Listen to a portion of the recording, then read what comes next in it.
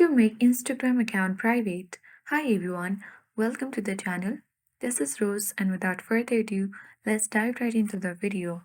First of all, update Instagram app to the latest version and tap to launch it. Now make sure to log into your particular account on Instagram.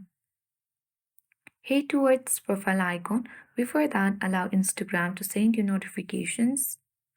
So when you tap on profile icon at bottom right, you will land on the profile feed.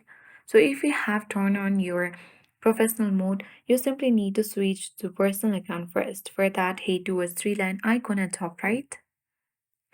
Now you will land on the setting and activity where you have to choose creator tools and control for professionals. Scroll down, tap switch account type and tap on switch to personal account. Confirm to tap to switch to personal account.